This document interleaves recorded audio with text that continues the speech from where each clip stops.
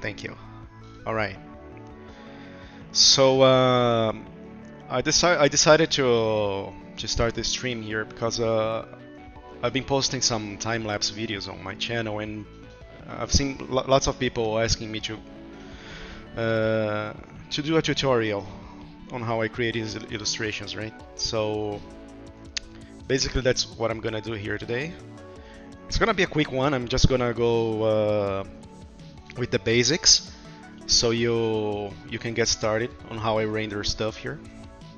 Okay. Okay. Thanks, Jenna. All right. So let's do this. So the software I'm using is Affinity Designer, as you may already know, but this can be used with any other vector-based software like Illustrator or even Photoshop for that matter. Even though Photoshop is a raster software, you can use the same process as I'm gonna show you guys here. So basically, this is one of the artworks I'm working right now at work, and I go through this process here. I start with a clean line art of the drawing that I wanna render, and from that I choose the base colors and then start rendering everything. So for instance, let me get another one here. This one here, for example, this car. So I start with a sketch. It could be very rough sketch. Okay, I just did these lines here just so I could practice inking traditionally. But it could be any rough sketch on any other software if you like, or even on a piece of paper. You just take a photo of it and you're going to use it as a reference to start rendering. All right. So I start with a sketch. Then I place the sketch here with some transparency, and I start drawing the lines on top. See here, this transparent sketch. I draw those clean lines on top with the pen tool. After that, I choose my base colors.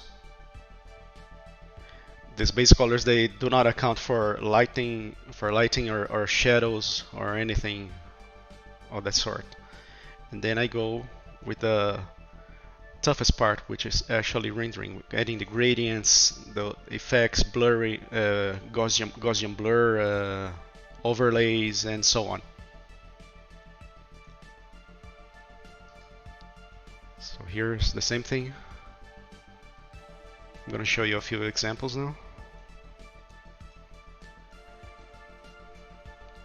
Sometimes I do a turnaround so that the 3D modelers can use as a reference to model the object.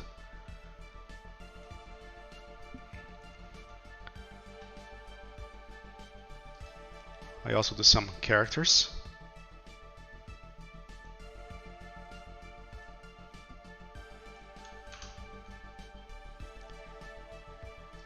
As you can see, it's all vectors here. Sometimes I use raster stuff for textures and whatnot, but most of it is vectors. It's like a vector spaghetti here.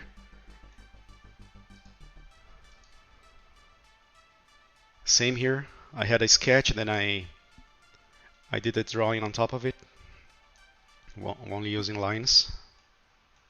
Base colors,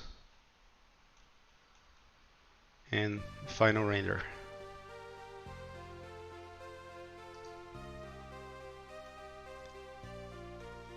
Just a few more examples.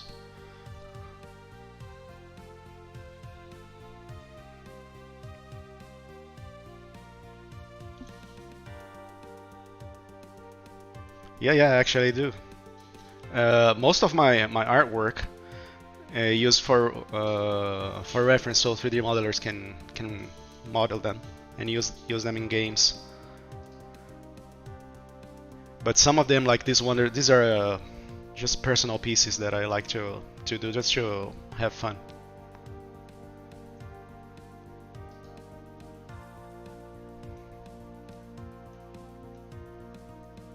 Same process here.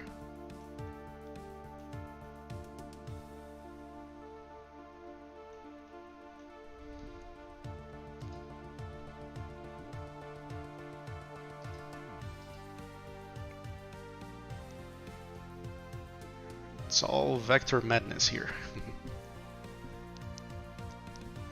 Since I work with game development, I also create states for characters, like for this Sonic based game that we did a while ago.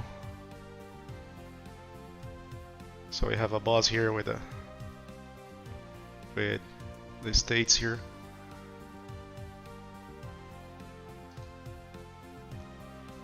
And another one. You see that these sketches don't really need to be this detailed, you know, just rough sketches will do. Because in the end, I'm just gonna get rid of them.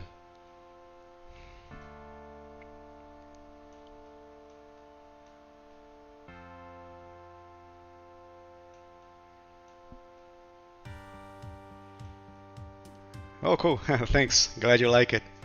Yeah, that took a while. It took me like 9 hours to finish, but it pays off. There's also some mascots.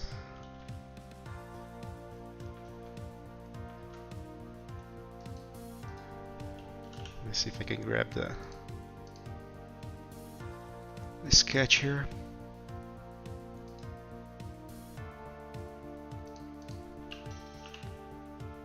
Yeah. More characters.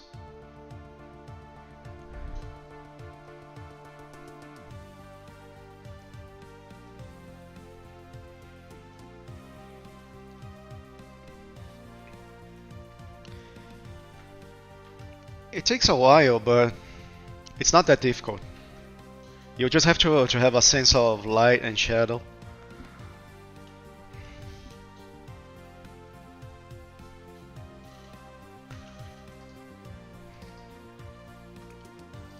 See? All those loose shapes there.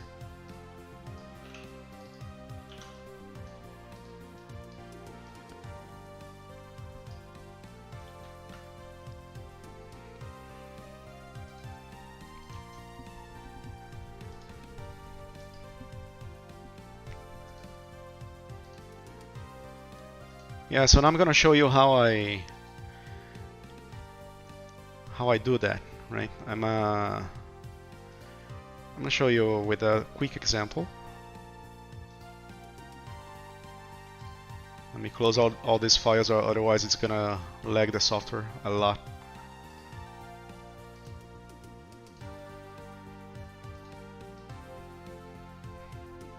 Oh, there's also this one, which I use for a card game that a friend of mine created.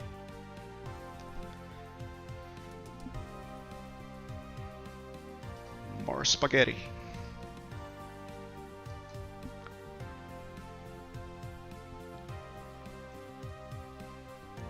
And this is the first version of this office that I was doing, because I started with a very modern look. I grabbed some references and started isometric. Then I got a briefing that told me that I had to go more cartoony and with a more vintage look. So I grabbed these references and I used them to make this one, which I'm going to finish by Monday. Just have to finish the chair, the rug, and add some color grading.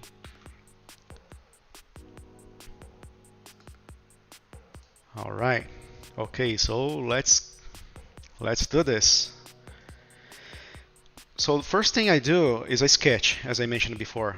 Like I draw it on paper, I take a picture of it, or what I mostly do, I draw them on an iPad using Procreate. Any medium will do. And then I start using the pen tool on top of the sketch to draw the lines, the basic lines. So I have 3 steps, right? Basically, are 3 steps. We have the first one is line art. The second one is base colors, and the third one is rendering. Whoops, rendering. Yeah, there. Which is the toughest part. So let's say start with a simple shape here. So I pick the pen tool and I'm going to draw this shape, somewhat like a bean.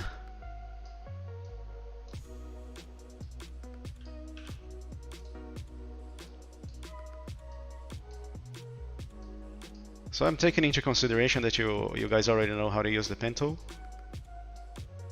It's pretty easy, actually. Let me fill this guy here. So we just click around to draw those straight lines, and if you click and hold, then you draw the curves.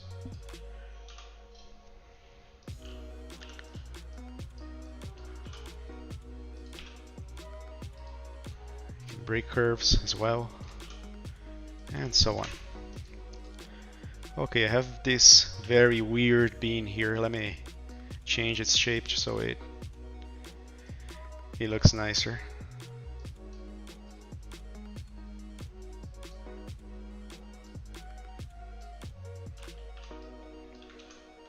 Whoops.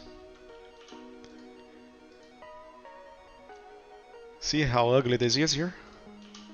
It's a sharp corner. It doesn't look natural at all.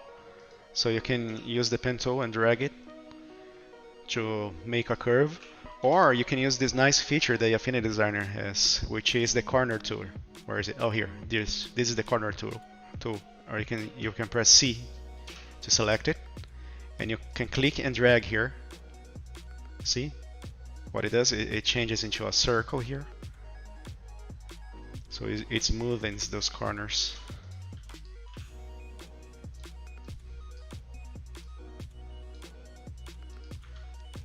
Okay, very simple shape to start with. Right. So now that I have the shape, I'm going to choose the color. Let's make it green. Nice green color here. Yeah, this is gonna be the base color for it.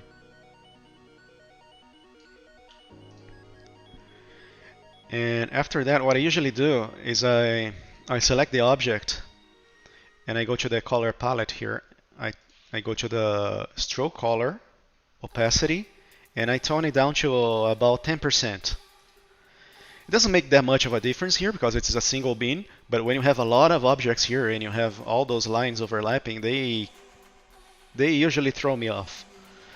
They make it seem that those limits between light and dark are already okay, but when you remove the lines, they don't make any sense at all. So if you subdue the lines like that, they don't interfere visually with your rendering. So okay, I have the base color here. I tone down the opacity for the stroke color, but I also like to have this color thingy floating here instead of nested up there, because I use it a lot. I don't have to move my mouse over there all the time. It's easily accessible. Alright, so base color is set. What I do now, I'll define the light direction. So let me just draw an arrow here, just so we can. I don't usually draw that. I have the light direction in my head already. I'm just gonna draw it here so it's easier to explain.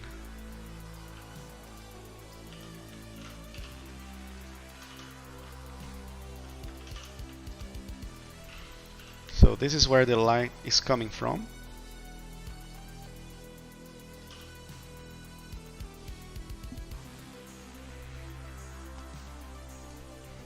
Oh yeah, that's a good question. I set so Jenna just asked me, why not have stroke opacity to 0? Why do you keep it on object?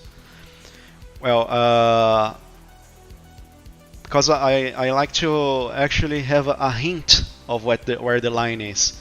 Because sometimes if the object has a fold in here, see, I have a hint of where that fold is going to be, and I'm going to use that to actually draw the shadow where I want it to be. If I don't have the line at all, I'd be none the wiser, you know.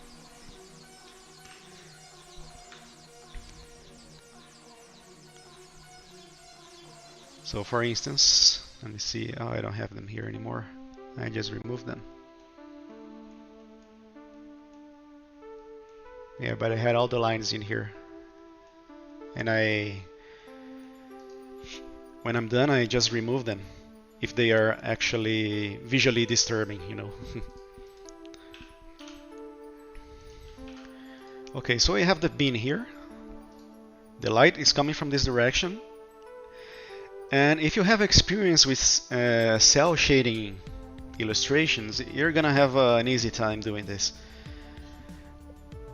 Because you just have to draw a line showing where the shadow is gonna be. So if the light's coming this direction here, so the shadow is gonna be somewhat around here, right? And I close that shape. The shape's closed. And there's this thing that I do. There's this shortcut which is Control Shift V, which allows you to paste an object inside another. So I'm going to grab this guy, I'm going to cut it, yeah, Control X, and we're going to do Control Shift V here.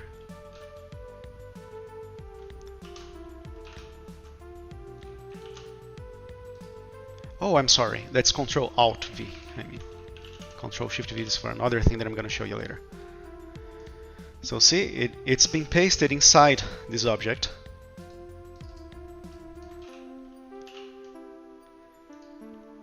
So I'm going to, I don't need the stroke anymore, I'm just going to work with the fill here.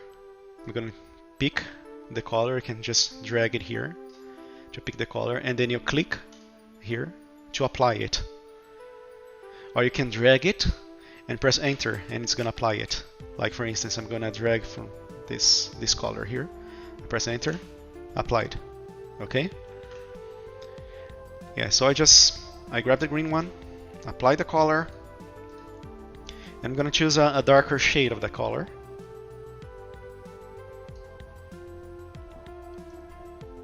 It's also a good idea to change a bit of its hue to make it more dynamic. It's less plasticky. So yeah, that's the first step for adding the shadow. I'm pretty sure Illustrator has that same function, but I don't know how to use it. So yeah, just check it out and tell me later.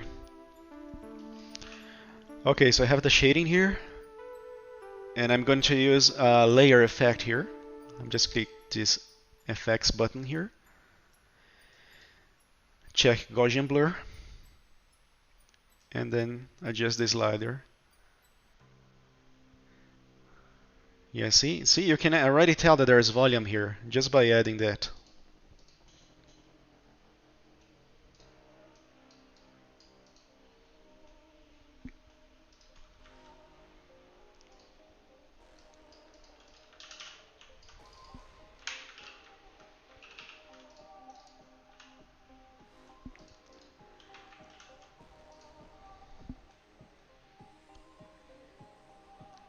Yeah, so that's it for the shadow.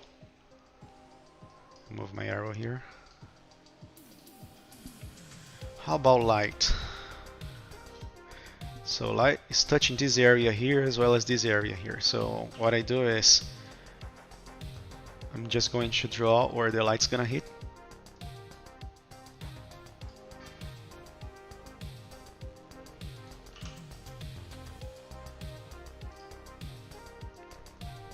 Choose a lighter shade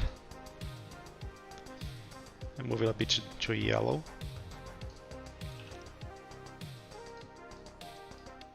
if you're having difficulty choosing colors, what I suggest is that you start by doing everything in black and white. That's gonna help a lot, because you're gonna focus on the volume itself, on the 3D-ness of the object, and you don't have to fiddle too much with colors, which is an extra step. So that's what I suggest. You just start with black and white.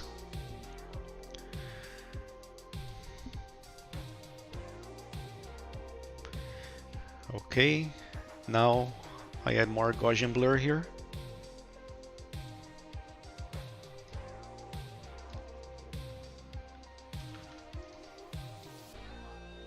Nice.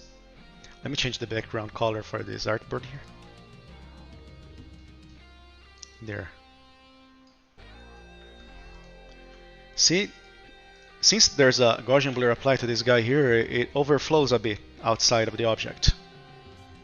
So what you can do, unless you want that it's your intention to keep that effect, yeah. What you can do, you can just grab this guy, cut it, and paste inside the object, so it never goes outside. See?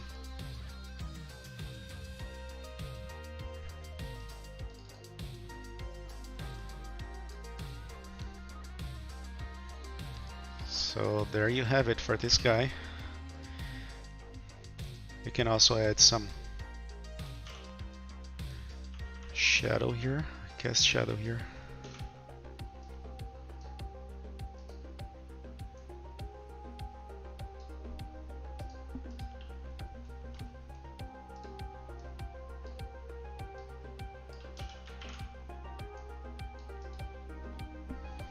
Looks like a jelly bean, doesn't it?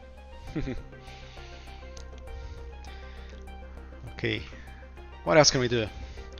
Since light is coming from this direction here, it's gonna hit the floor and it's gonna bounce onto the jelly bean. It's gonna bounce here. So what you can do is create another light shape here, somewhat like this.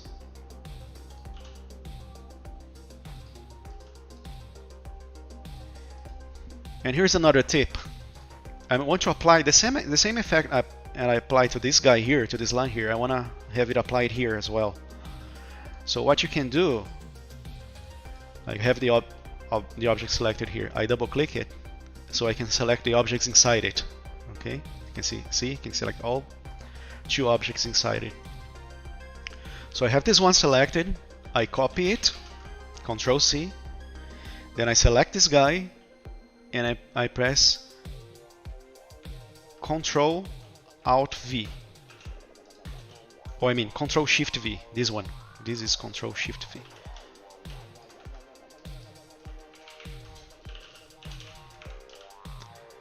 So what this shortcut does is it's gonna paste all the effects and features of an object. It's gonna paste it to another one.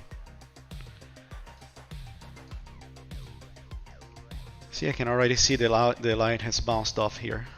So, but I'm gonna tone down the Gaussian blur because I don't want this to be too blurry. Why is that? Because the light source here is closer, right? So it gets less blurry.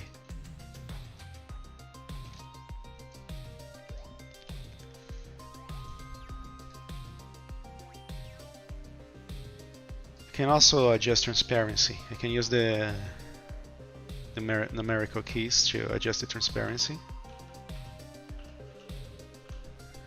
There.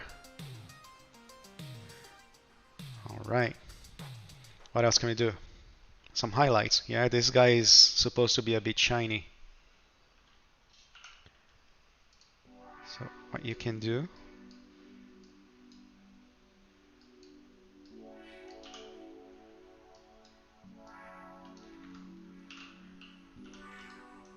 just draw a shape for a highlight here. I'm drawing this other shape because I want this shape to cut through this guy here. So what I can do is a Boolean operation, like I choose both shapes. Then up here we have the Boolean operations. So in this case I want to subtract one shape from the other. So I want this gray shape here to be subtracted from this white one. So I select both and I press subtract there.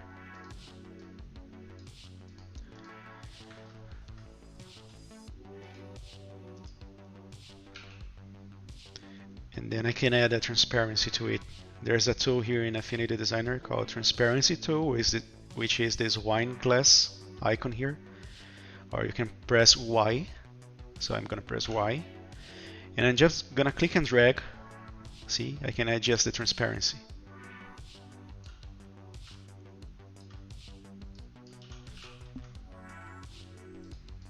Yeah, just added some transparency to it.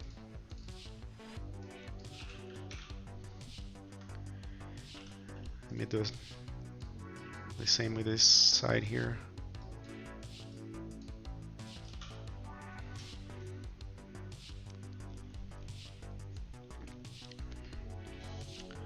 Then we're gonna move on to a real life illustration. Right?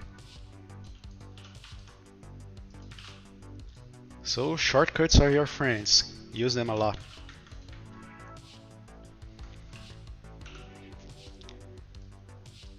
What I also like to do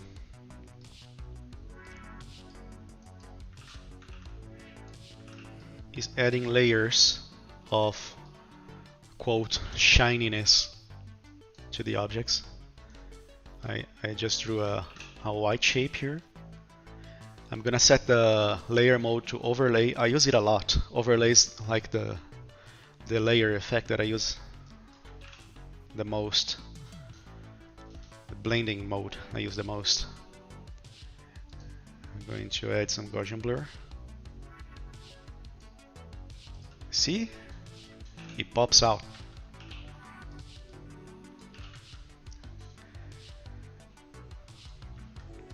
Not too happy with the highlights, but since this is just an example, maybe subdue them a bit. Yeah, that looks nicer. And since like this guy is sitting on a table or something, I could also do this. Like the table is, parts of the table is reflecting on the jelly bean. Overlay as well. Transparency. Let me change the opacity a bit. I'm gonna cut it and paste it inside the object there.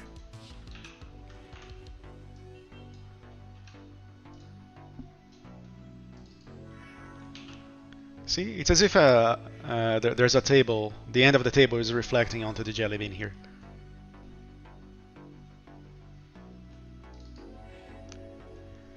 Alright, that's it for the jelly bean here. So I started with a base shape, then I filled with a base color. I go through these steps for the whole illustration, right? It's important that you don't skip those steps. Otherwise it's gonna throw you off regarding especially with the ambient light and how interesting you want colors to look.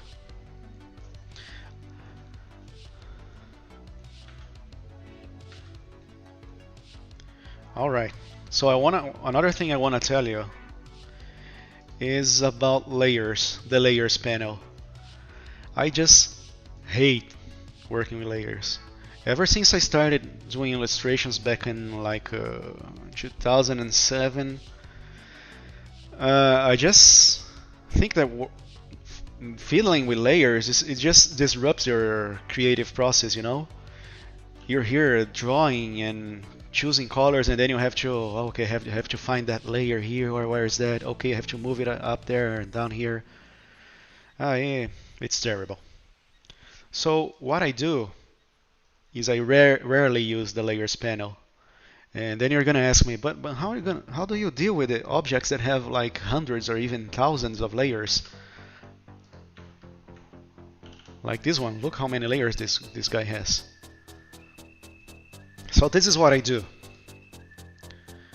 I start drawing the objects. Let me create like some random objects here, different colors.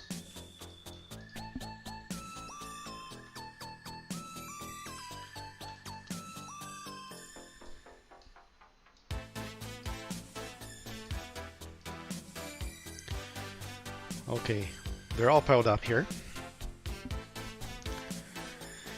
And I need this square to go behind, the blue square to go behind the green square. So I just send it to back, like I hold Control and left bracket, it goes back. Control right bracket, goes to the front. But what if I have hundreds of objects here? It's not gonna be as easy.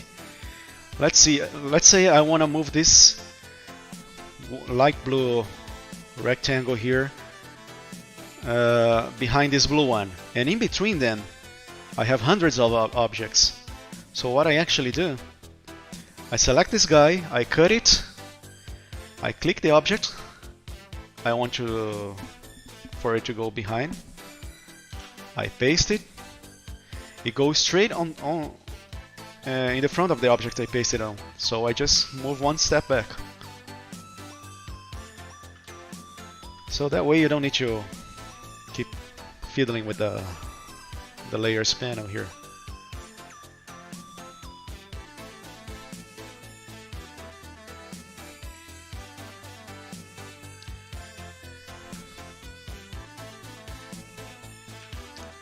Alright, so let's start with an actual illustration here. Let me create a new file.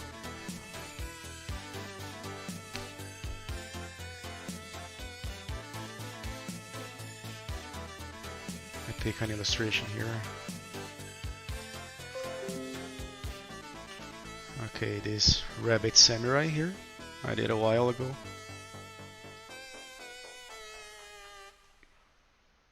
Pretty simple. Let me save this guy. Yeah.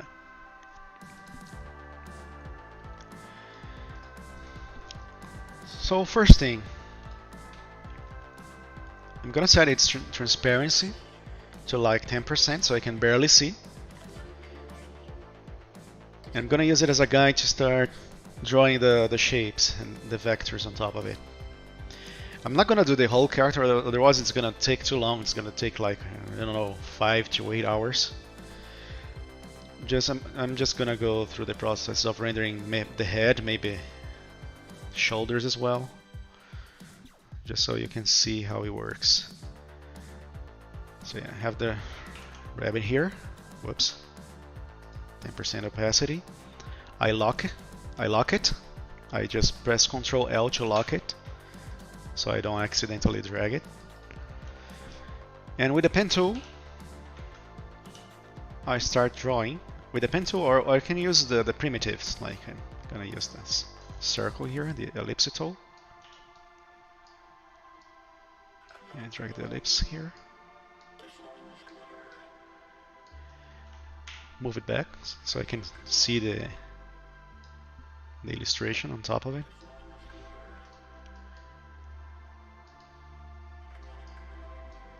There. So let me change the background color.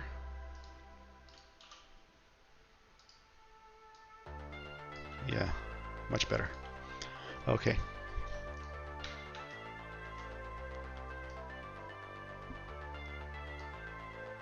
So I have the head here. Let me press Ctrl Enter so I can edit this primitive. Change its shape.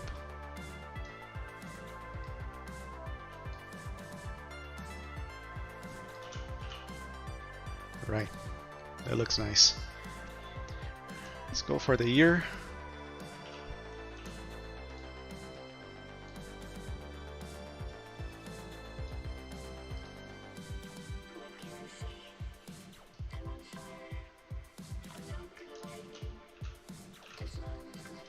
Instead of moving the layer here, I'm going to cut the ear here, paste right in front of the head.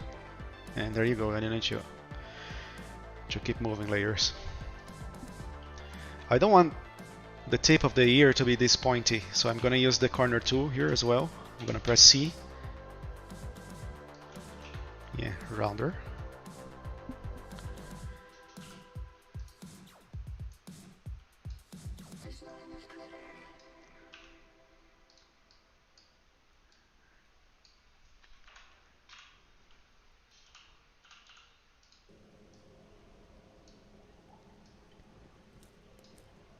Let's make a shape here for the inside of the ear.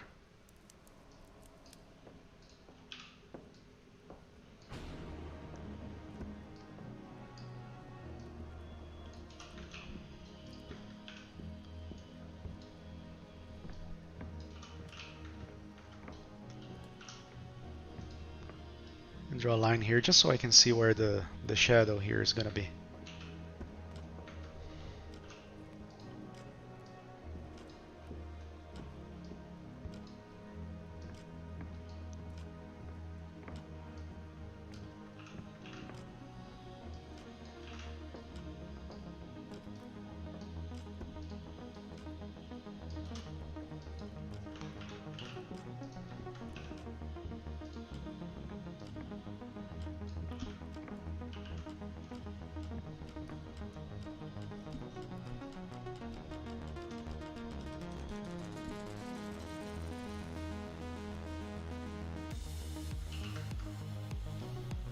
There's a fold here. I'm just gonna draw this line just so I can tell where the fold is.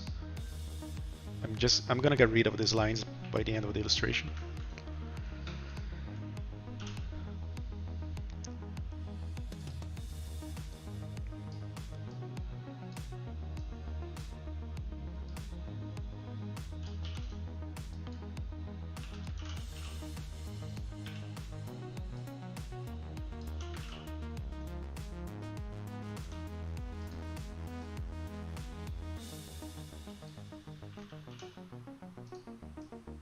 More like an ellipse here.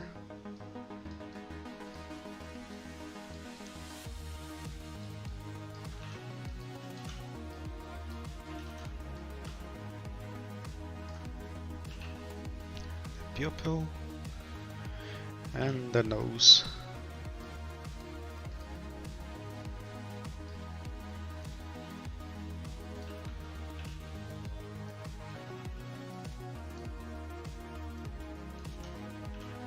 Corner tool. Yeah. Let's fill this guy with white.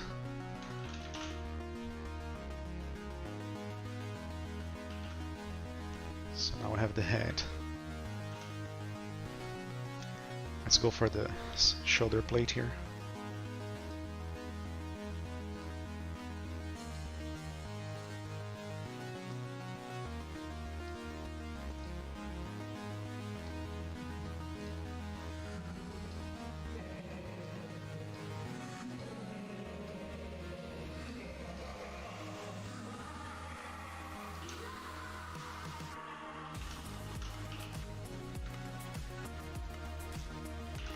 I'm gonna draw the inside shape of this shoulder plate here.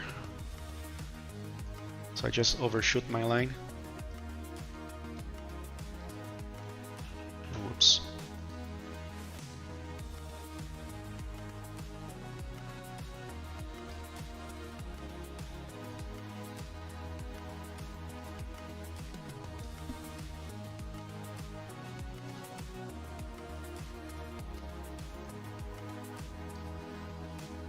Close the shape, fill it with white.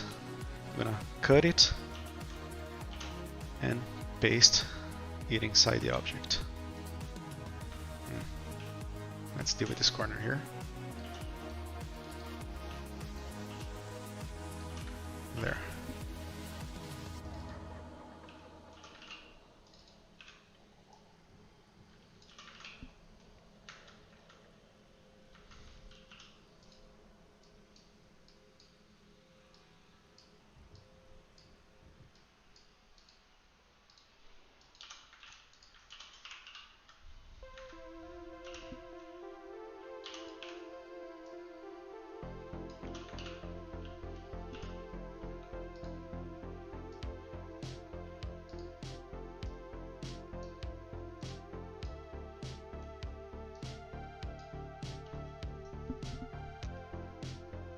Oh, cool. So Illustrator actually has those features. They're just named differently. Nice. Paste it inside.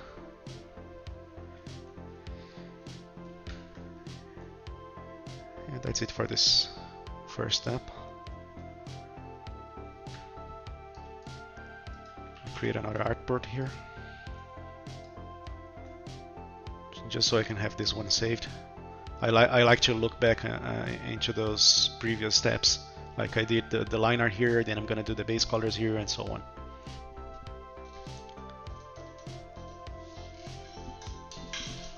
No, feel free to send messages.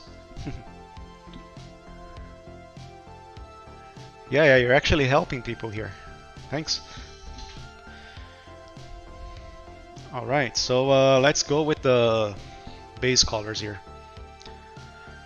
So what I do first, I'm gonna select everything here. I go to the stroke and set it to about 10% opacity. Let me hide the illustration. There. You can still see the shapes.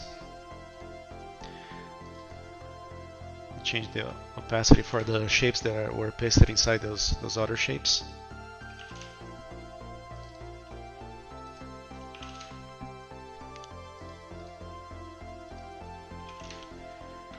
There you go. So let's start choosing colors for this little guy here. So I'm gonna select the head and choose a nice color here.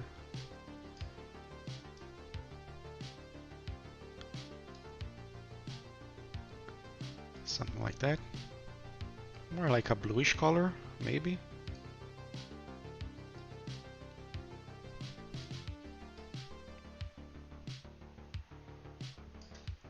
Yep. What I usually do, I pick a slightly darker shade of the color that I want it to be in the end. Because I'm gonna be drawing all the light parts on top of it, and it's gonna go lighter eventually. So the inside of the ear is gonna be a bit pinkish color, and not this one.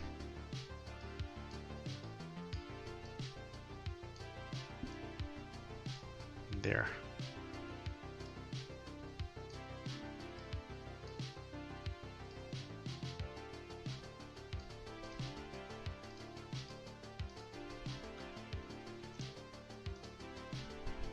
Shoulder plate. Let's go with red and gold. Alright, the shoulder plates are gonna be red.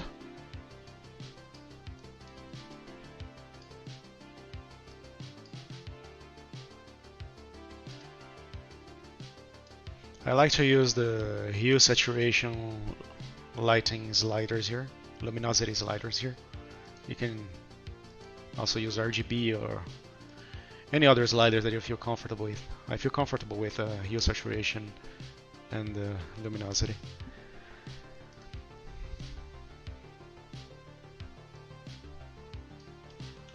So I'm going to copy this guy.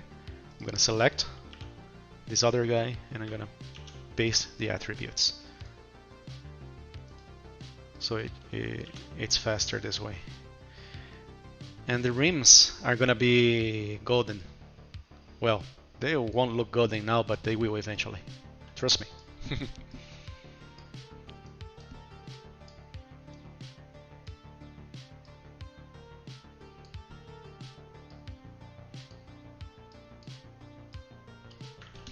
I'm gonna cut it, select this object, paste attributes. This guy's gonna have a red nose, right? And red eyes. Yeah, that looks cool. And for the pupil, I'm gonna choose the same red, but I'm gonna go way darker, almost black.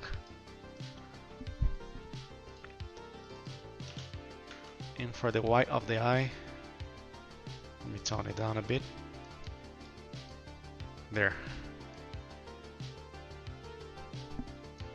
Always try to avoid pure white and pure black.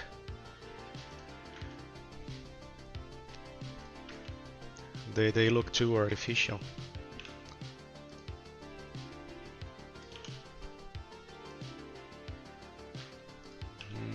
I think I'm gonna close this shape here.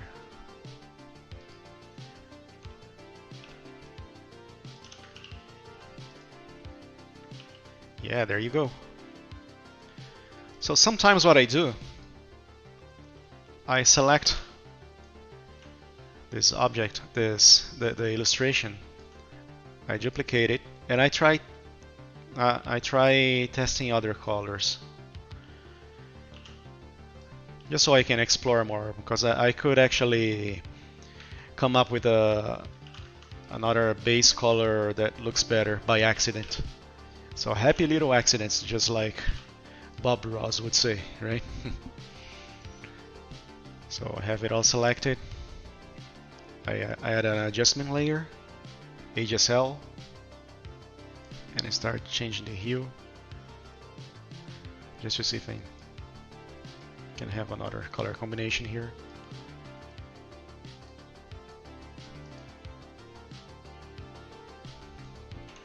But that's okay, I'm pretty happy with this guy. Right, now it's the fun part, where we actually start rendering this guy. So I'm gonna duplicate it. So here we have the basic shapes, base colors, then we're gonna start rendering.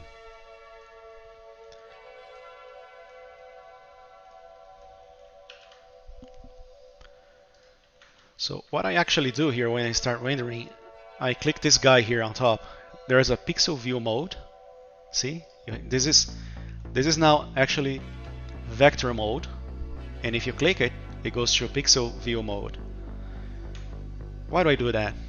It's because I don't go overboard with the detailing stuff. Because if it's in vector mode, you can zoom endlessly and start like drawing every single hair of a character, for instance. And when you zoom out, no one is gonna see that. Like you worked a lot and nobody's gonna see it. So if I have pixel view mode activated, you're not gonna fall into the trap. You actually see the pixels and you know, oh, okay, nobody's gonna see this much here. So I can stop right there. All right, so let's start with the arrow. Yeah, let me get the same arrow here for the jelly bean. Let me paste it here so you can see where the light's coming from. All right. So I take into account the volume of this shape here. So it curves around like this, right? So let's start with some cell shading. Always start with the larger objects, and as you move along, you'll go to the smaller ones. So the largest one here is the head. So I'm gonna draw this here. It's the same thing that we did for the jelly bean. Apply just some random color. I'm just concerned about the shape of this guy here. I'm gonna cut it and paste it inside the head. So this is where the shadow is gonna be. So I'm gonna pick the blue from the base color and go darker. Let's change the hue a bit, like so.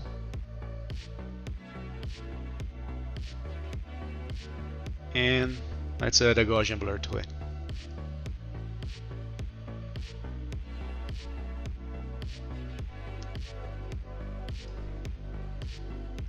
There.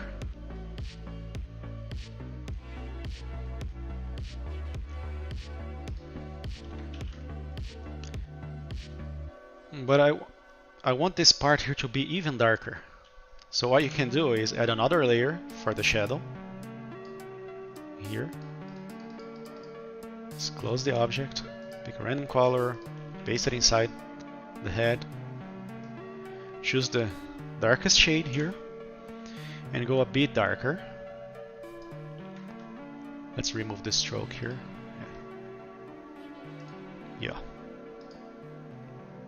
Add some Gaussian blur.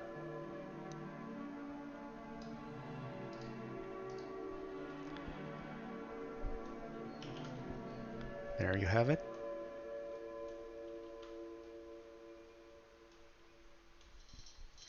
Hold on a second.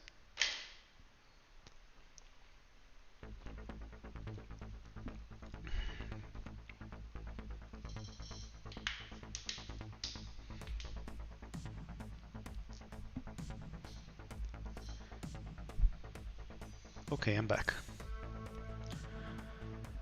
Since the light is coming from this direction here, I'm gonna have to draw a cast shadow here. So the nose is actually casting a shadow onto the head here. So I'm gonna go like this. Paste it inside the head. See? I'm not gonna add a Gaussian blur to this because this object is actually touching this one, so there's no blurriness here. It's gonna be a hard shadow.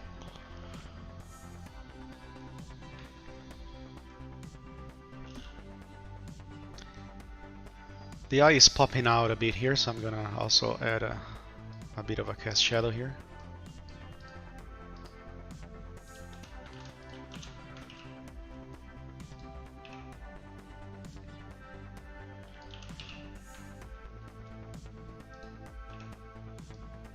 I'm not sure about that one.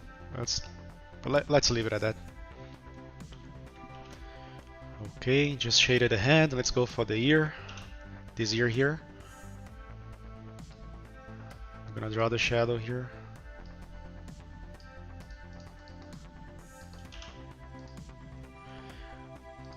Let's select the first shadow that we have here on the head here. I'm gonna copy it and paste the attribute to this guy. Then I'm gonna cut this guy and paste it inside the ear. There. It's way too blurry for this guy. So I'm gonna turn it down a bit. Yeah, there.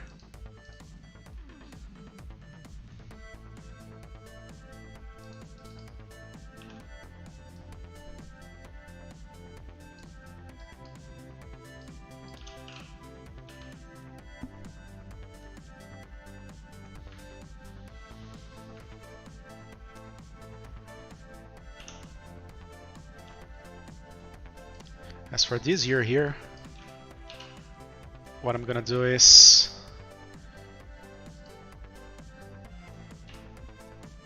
identify where the shadow is, somewhat around here.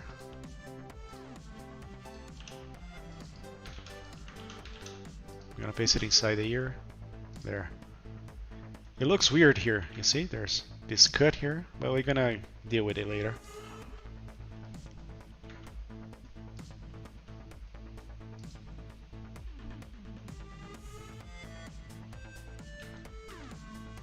So there's a fold in here. What I'm gonna do, I'm gonna draw a shape like so.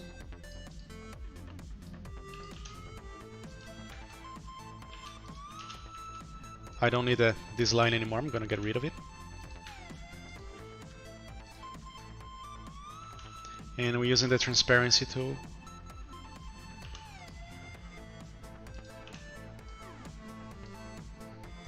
I'm gonna make it fade a bit.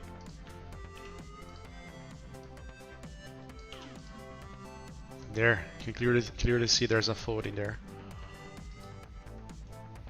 This guy's supposed to be darker because it's in shadow, so I'm darkening it a bit. Make it a bit redder. I don't need the strokes anymore, so I'm gonna get rid of it.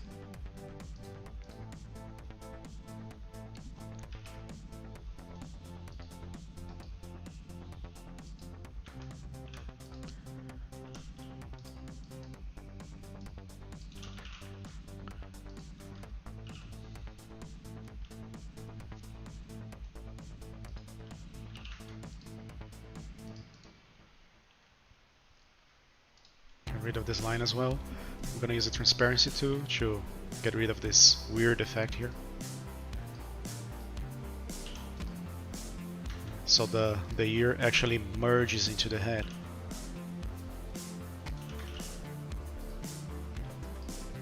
Well, supposedly.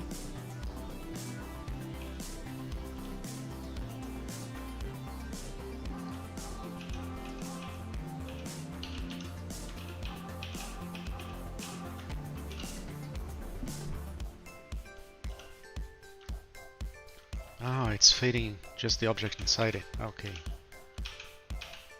Let me Control Z here.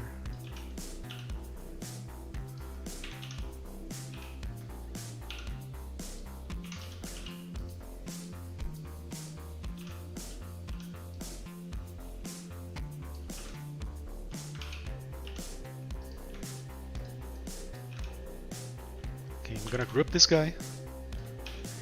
Then I'm gonna apply this fading effect. Ah, now it works.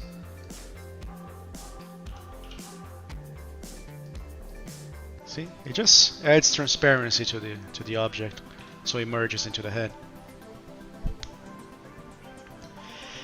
If I use textures in my artwork, sometimes I do. Sometimes I draw the textures themselves. Like for instance, let me show you here. Like this wooden texture here. I just drew the shapes there. And I start duplicating it. Because sometimes it's faster if I draw them instead of actually looking for the perfect texture to apply to the objects, you know? But that depends a lot. That depends on the complexity of the object. If it's something that has to have some grit to it, and then I actually use objects, textures, actual textures, like concrete, for instance. If I'm drawing a concrete wall, something that's dirty.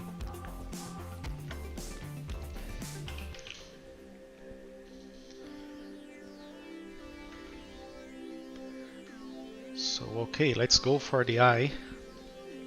So the iris is a concave shape, right? So this side here is darker than this one.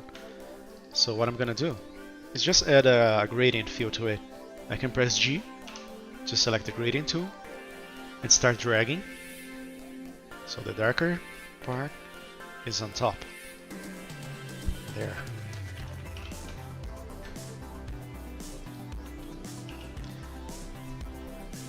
And what I also like to do for eyes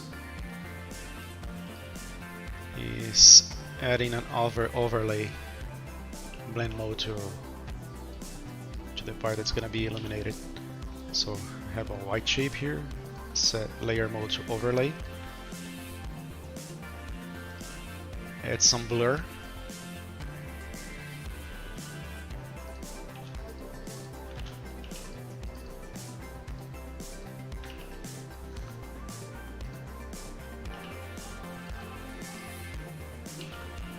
Nice. I can even overlap more blur main overlay blend modes here. So I add another one on top of it. Overlay, more blur. How cool is that?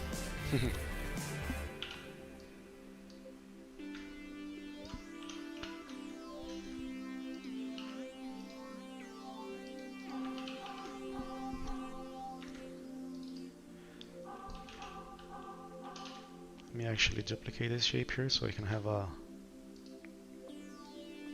an outline. Put it behind there. Yeah, there.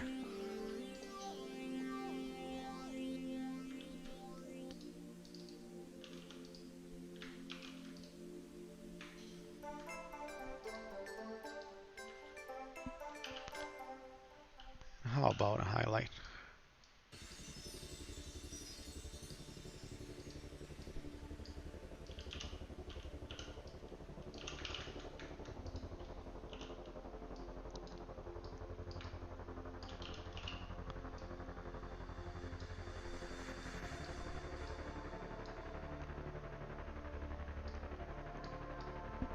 Transparency tool for the wing. Add another one here.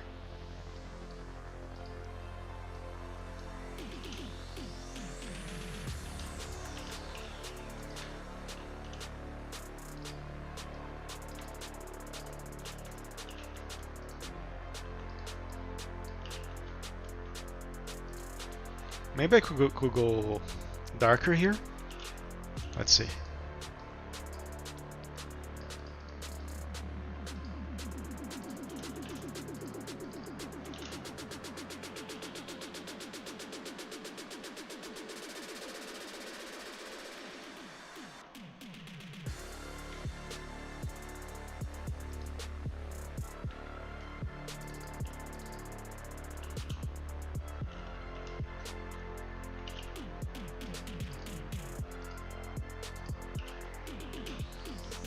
There. Okay, let's create a fold on top of the eye here.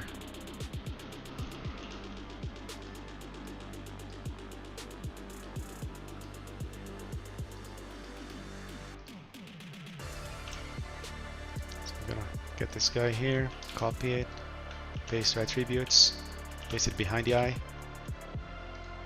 add some blur.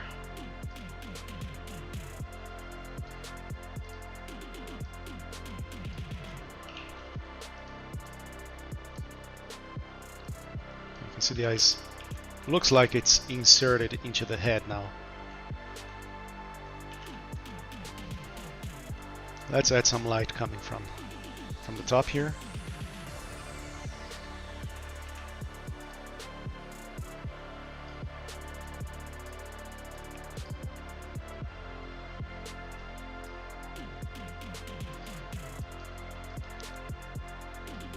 So this is the shape of the light.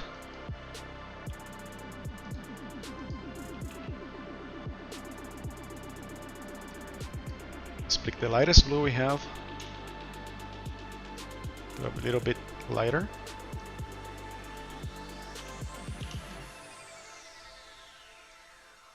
Apply some blur. Let's paste it inside this object here. Oh, that's looking nice. Let's add some transparency here, because I don't want this tip here. So I'm gonna just add some transparency here, so it fades evenly and nicely here.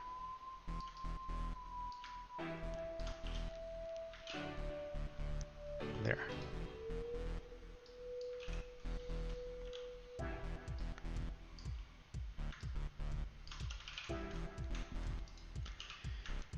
Okie dokie. Let's add even more illumination here.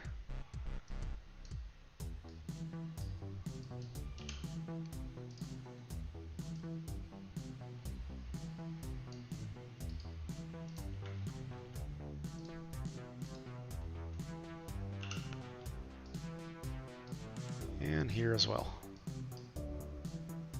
You just keep adding objects until it looks nice. That's basically the process. The more you do it, the better it gets. You just have to go through the hurdle of learning the software and learning how to work with shortcuts, because shortcuts are a must. It's gonna speed up your artwork a lot.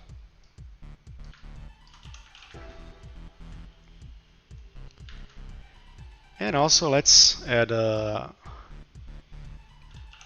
some light bouncing off here from the bottom. So we define what the shape is going to be. So select it here. Pick a lighter blue. Add some Gaussian blur.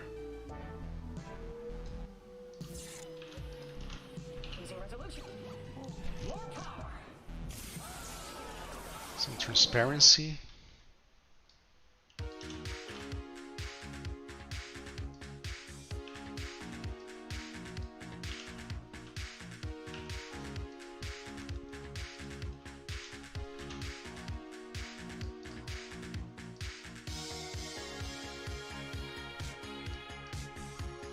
You can already see some volume here, right? I think I could go even darker with this shadow here.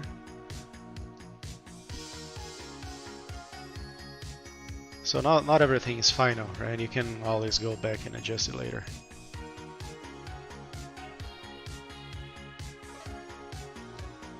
There. Let's fix this guy here.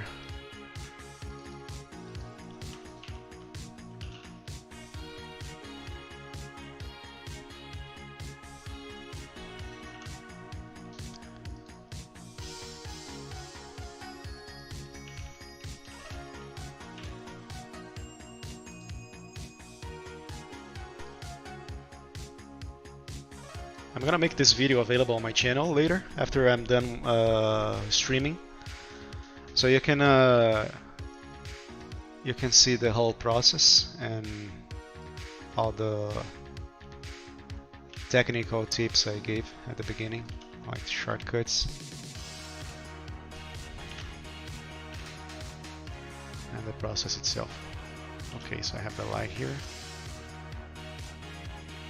blur it a bit.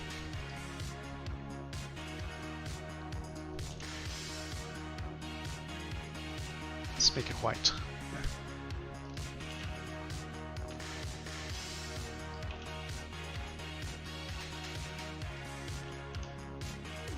Let's deal with this fold here. Cut it, paste it inside the object. Choose a darker blue. It's just this one here. Remove the stroke and add some transparency here. We could go darker. There.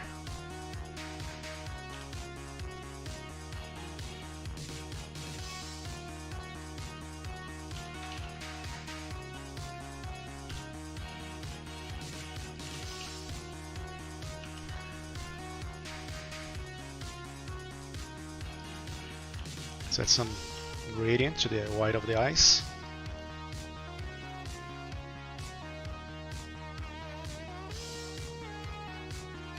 Subtle gradient.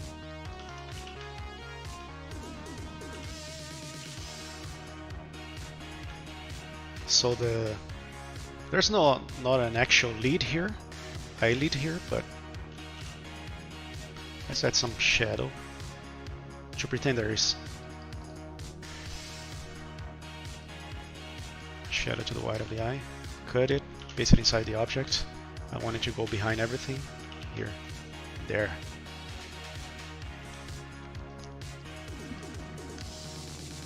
Some light coming here.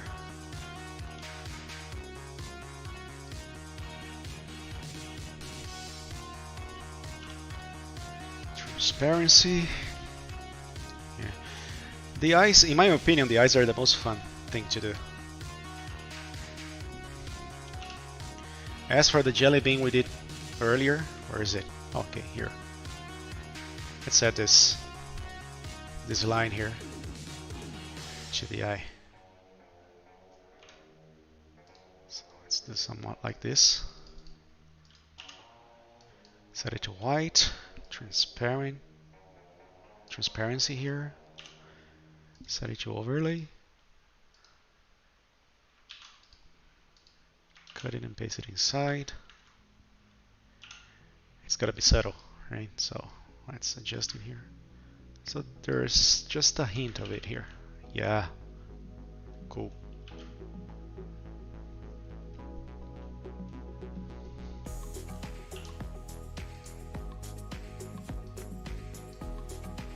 Let's add some more shadow to this ear here. Let's pick the darker blue, cut it, paste it inside the ear. Oh, it's inside a group. Okay, there. Blur it a bit.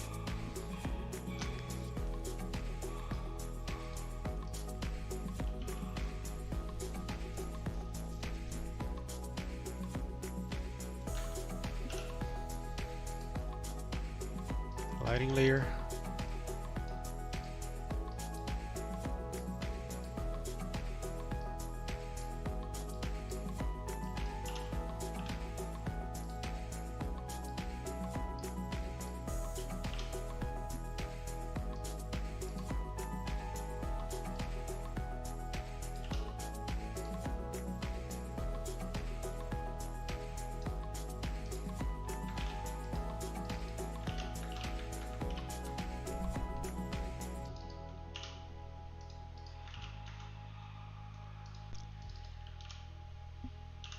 Let's add a grading to this guy.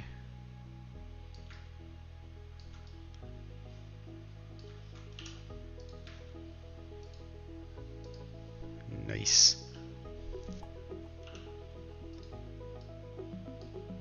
A bit of overlay blend mode.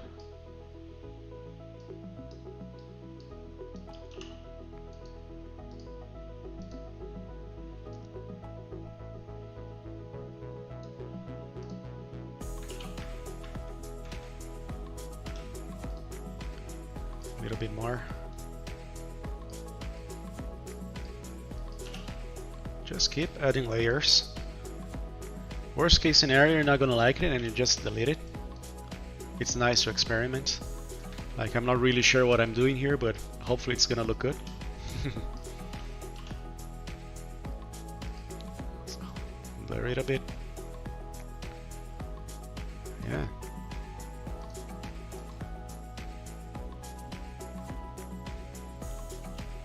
Nice.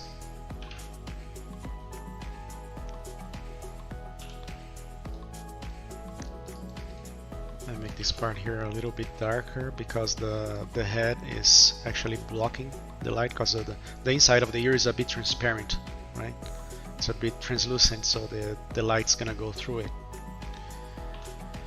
Except for this part here where the head is blocking the light.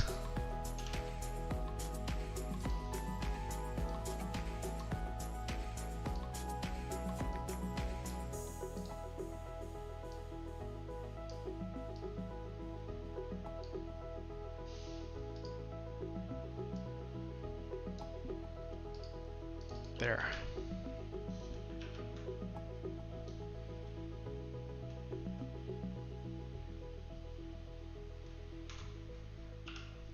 Can always make this darker. So I'm just gonna copy this guy here. Whoops, we copy it. Paste the attributes. Paste it inside. It's not blurry enough. There.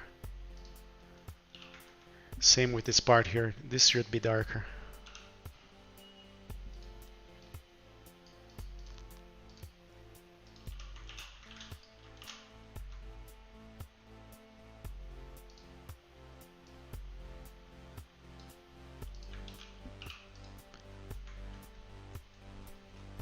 See the difference here, how flat this is?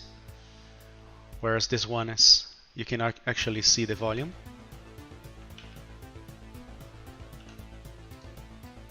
What if I add some shadow here?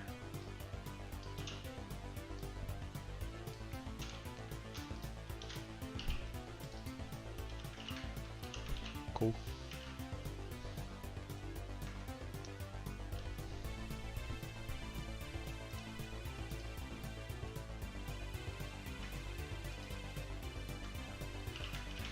As for the nose,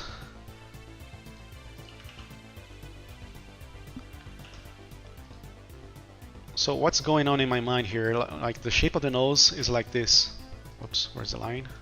There. So it has this sort of volume here. So that's what I'm gonna mimic.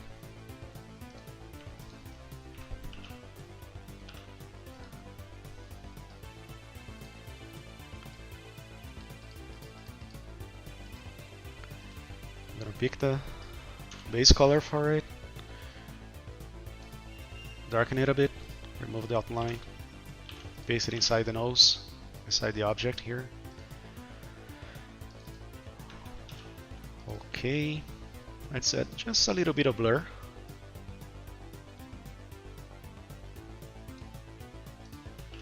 I don't want it to be too smooth.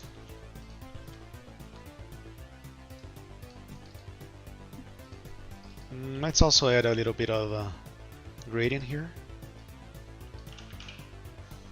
There.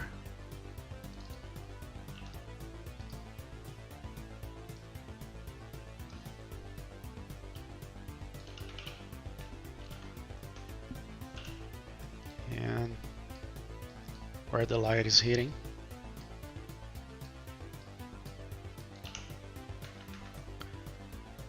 gonna set it to white and overlay. Some blur. Paste it inside the object. Nice. Now since this is this almost looks like a cube. Like it's not as rounded as the head. So it's gonna have corners. So I'm gonna just draw where the corners are gonna be. So the corner is gonna be here and here. So this is what I'm thinking when thinking about the volume. So I'm gonna add some highlights to those corners. So I draw this shape here and here.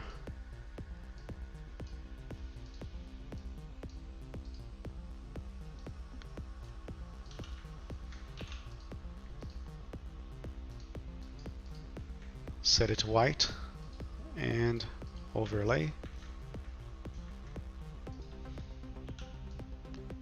Some transparency here.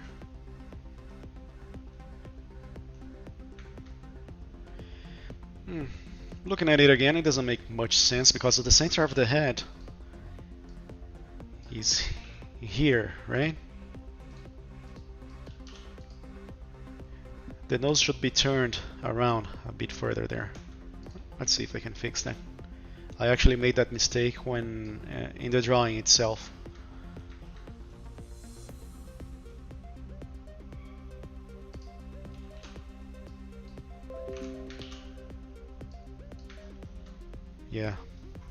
Yeah, but that's okay. I'll deal with that later, so it doesn't take too long. Let's suppose it's correct.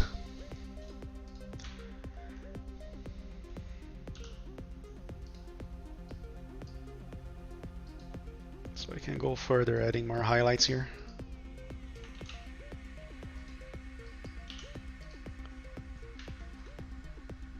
Nice. Some light bouncing off here as well.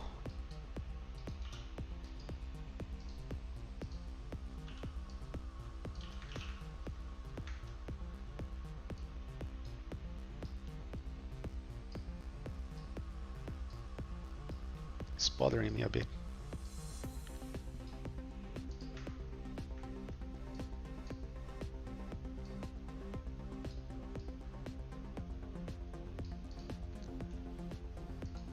It's okay.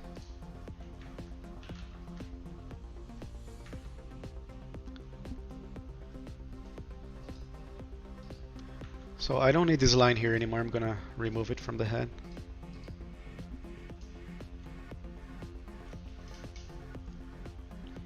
Hey there, Mr. Delgado.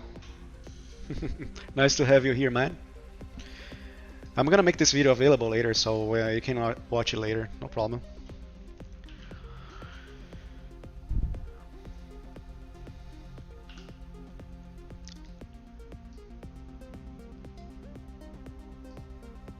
Gonna try adding some ring light here, so I can make this shape pop even more.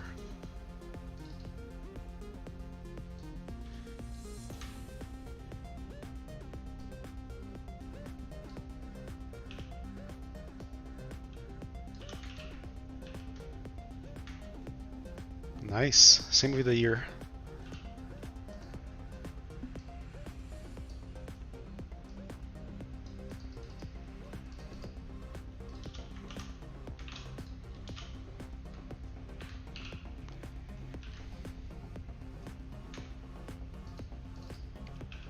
Let me adjust the shadow here.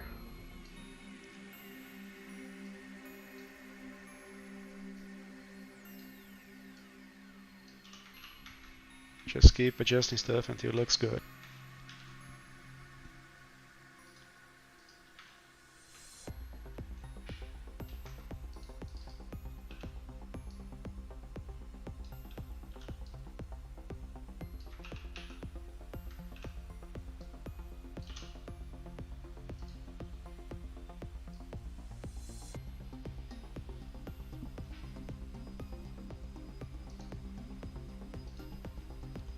just bear with me, guys, because this is my first time that I do this, like I stream like a tutorial like thing. So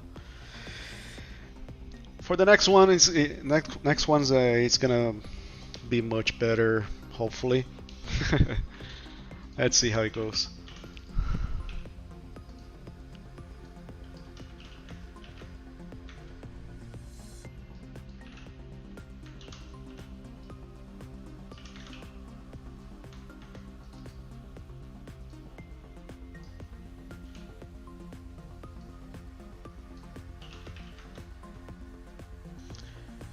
Alright, so we have the head done, mostly. Let's go for this shoulder plate here. This is gonna be easy. This is the easiest part. So I'm just gonna add a gradient here. Same for this guy.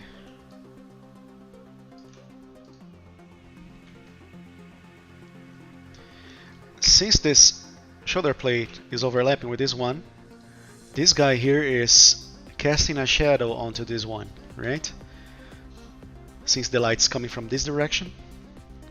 So I'm gonna just draw a cast shadow here.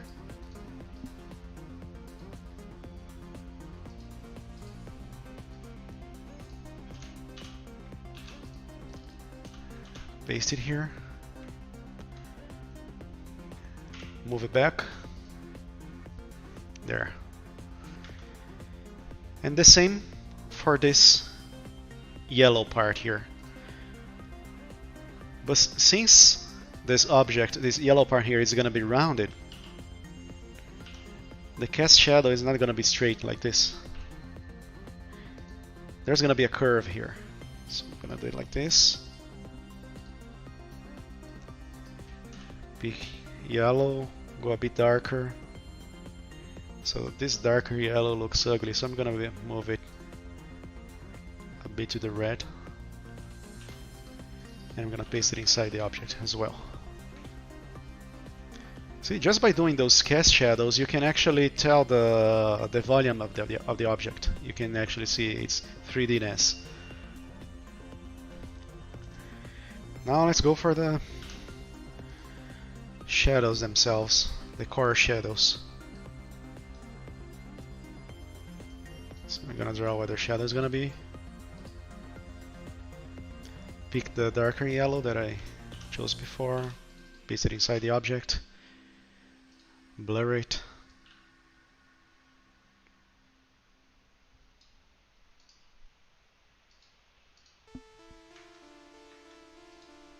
I don't need those transparent strokes anymore. Just gonna remove them.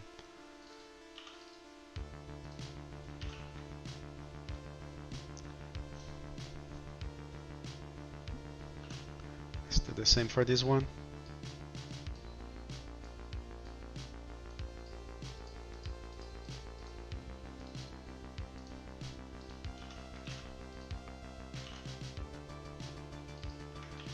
I'm gonna copy the attributes for this one, paste it on this. Yeah.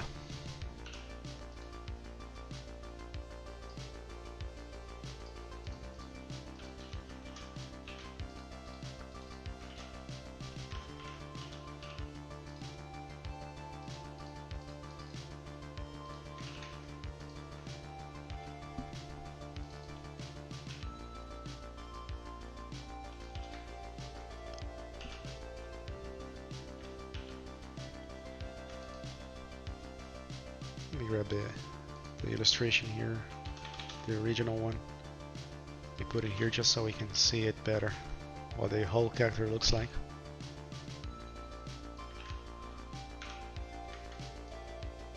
There's something wrong here. Ah, okay, it's invisible. Yeah, there.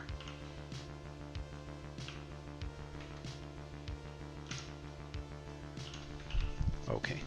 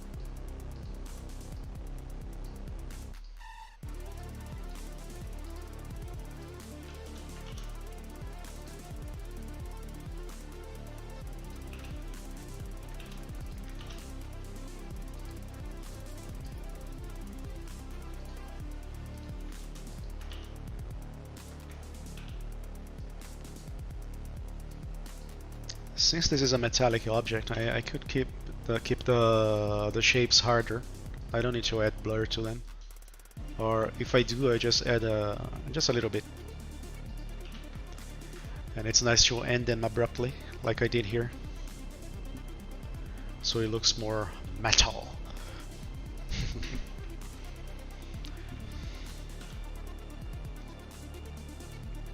More light bouncing off here.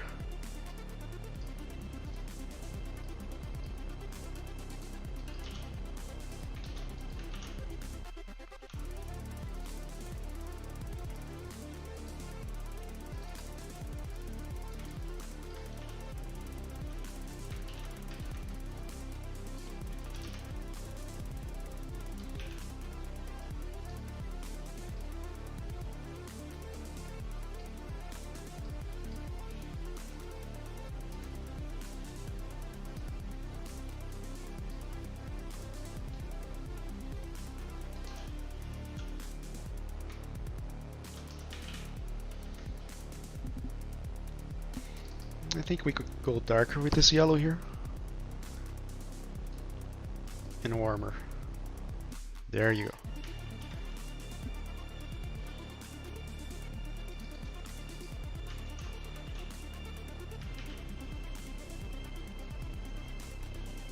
Yeah, it's a nice rabbit, ain't it? Well, it was actually your idea, man. I liked it so much that I wanted to use this as an example for this video.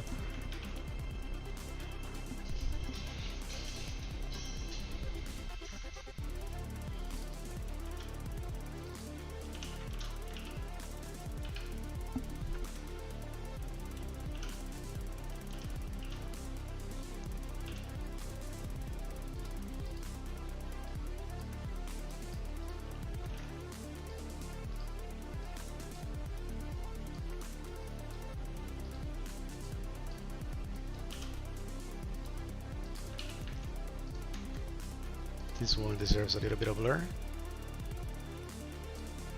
There.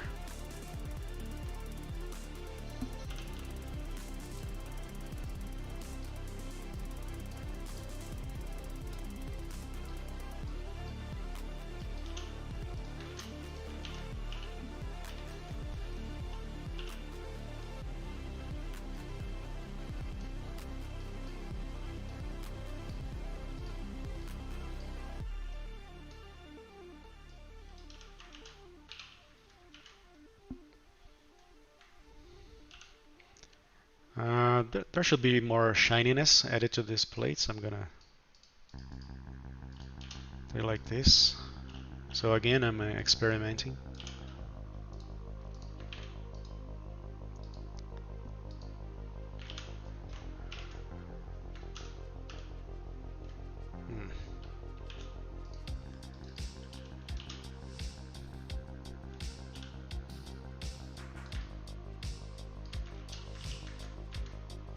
Nice, I like that.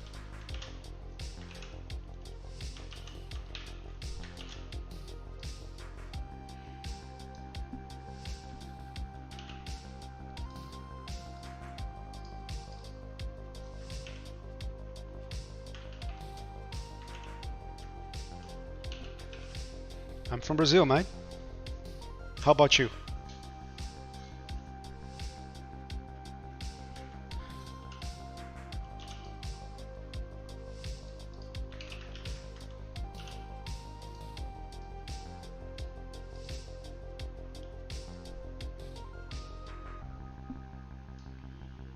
Hey there, Vic. I use a mouse. You can use a tablet as well, but I feel more comfortable with the mouse. I don't know, maybe it's because I shake too much. I only use a tablet when I'm doing the sketches. Yeah, when I was working with the drawing here, I used the tablet.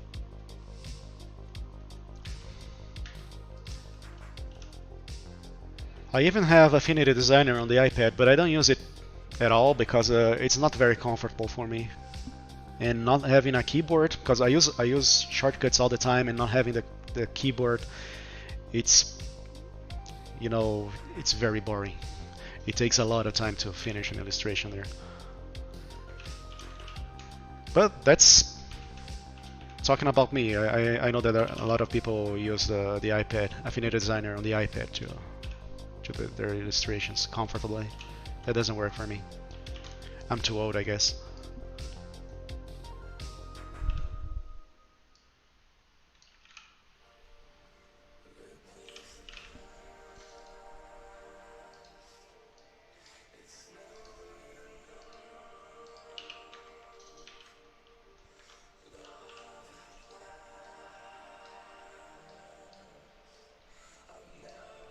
Let's add some highlights here.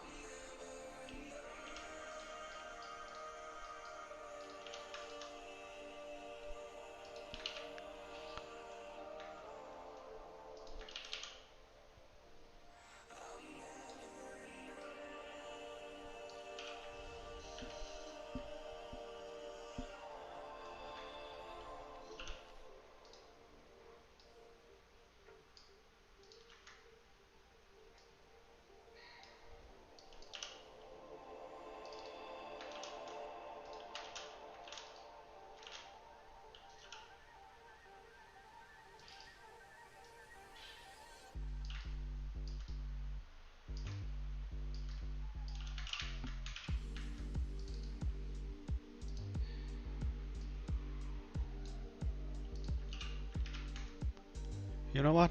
What if I make some of the red light bouncing off the shoulder plate onto the head?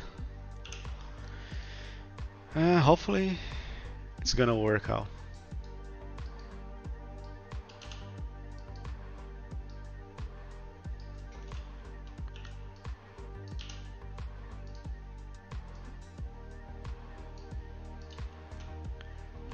It's a bit subtle. Nah, I'm not sure about that. Need some work. Nah, let's get rid of it.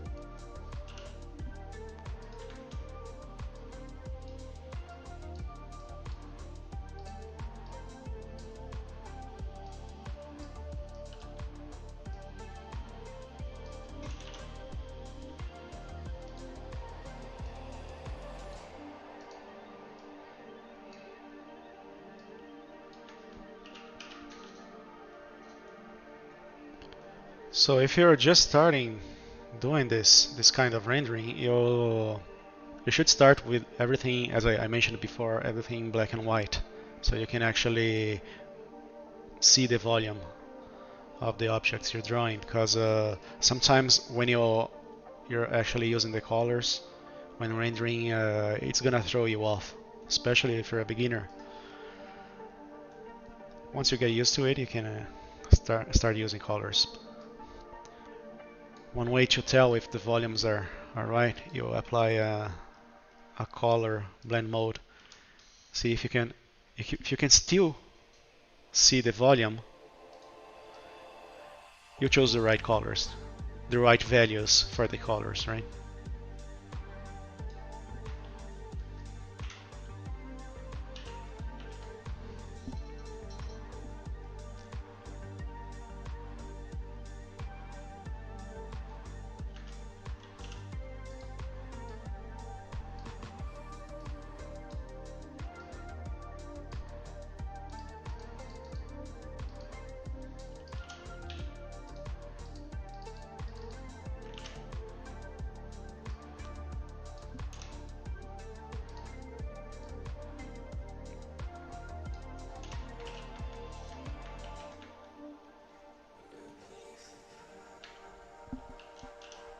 I think we should go darker here, Because there's a hole here, right? Going into the head.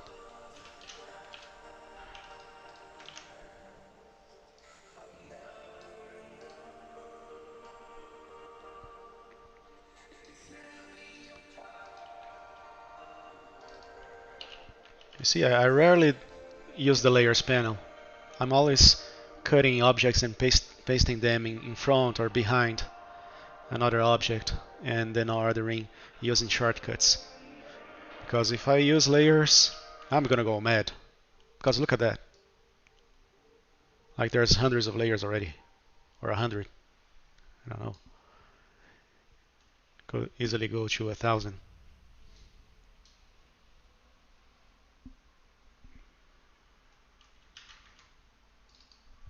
Whoops. Well, at work I use Affinity Designer only.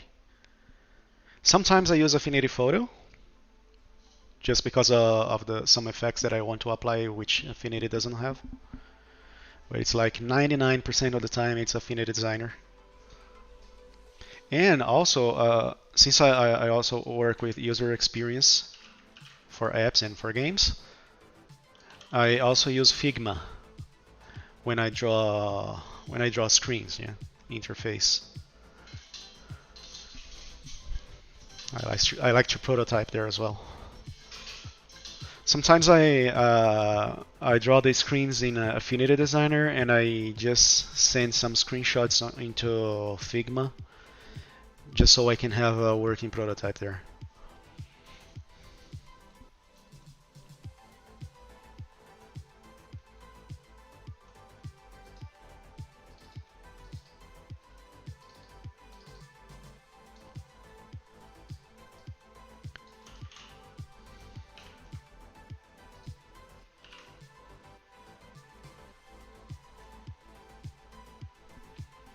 Yeah, that's about it. That's the whole process I use for all my illustrations.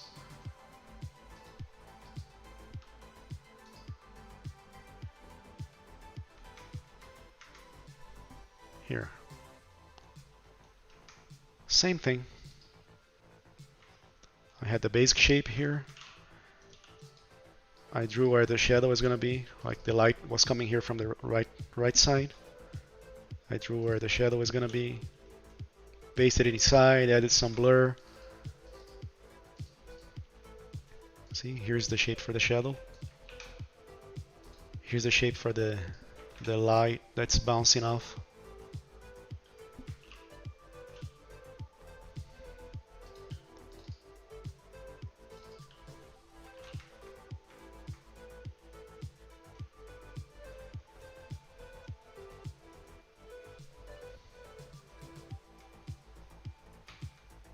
Here's where I pretended to use a texture, but I actually drew some lines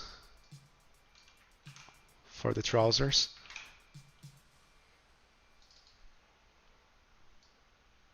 See? It's just a vector brush.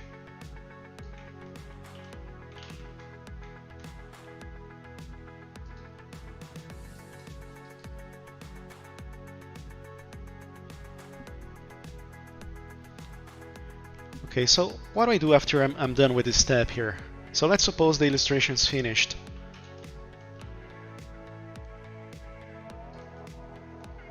And the illustration's finished here. Let me get rid of this image here.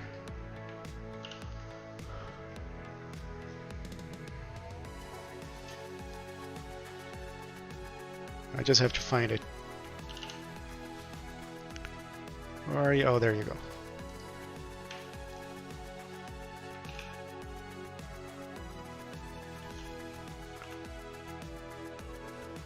That's not it. Where is it? Okay, so that's why I hate working with layers. I'm checking the wrong artboard. Oh, there you go. Found you. Goodbye. So let's suppose the whole illustration's finished. What I actually do, I group it all up. I duplicate it. So now I have one sitting on top of the other. Whoa, it's way slow now. After some time, Affinity Design just starts dragging a bit, so I have to close and open it again. But that's okay for now. So what I actually do, I duplicate the illustration, put it on top of the other one. I rasterize it because this is gonna be like thousands of layers by the end of the illustration. So if I rasterize it, it's gonna be way lighter.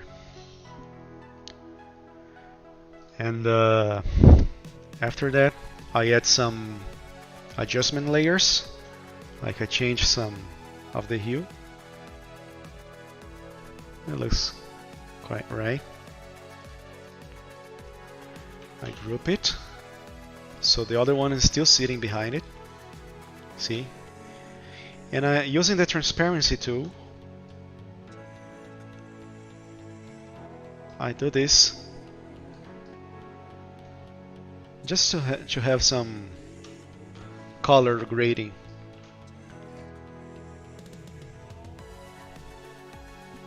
So it looks more visually interesting. See? Let's see the difference. See, it looks more interesting here. I have a better example for that. Let me find it.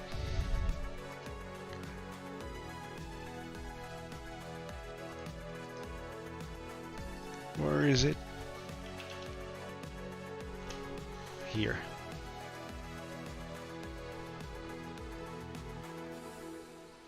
So I have the sketch, the line art, base colors,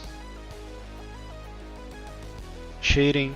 For this one I went full cell shaded. I didn't do anything blurry, as you can tell. See, everything is hard shadows and hard lights. I was trying something different. And when I was done with it, I add color grading. See how it looks warmer as it goes further down? It's way more interesting.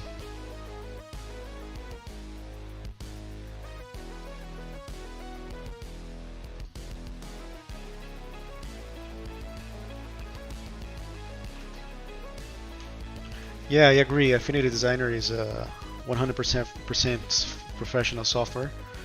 Too bad it's not being used by the industry. It's not an industry standards. That's still held by Adobe.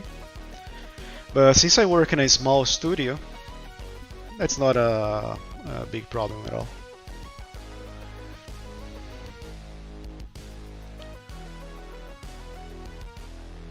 Yeah, so that's it, guys. Later on, I'm gonna finish this rendering this illustration. Maybe I'll stream the whole process to the end so you can see it, or maybe I'll have a time lapse of it. Who knows? Well, that's it. Hopefully you could learn a little bit of my process, and I'll come back again at a later time. Thanks for watching, everyone. Take care, stay safe, and make sure to subscribe so you can get a notification as to when I come online again.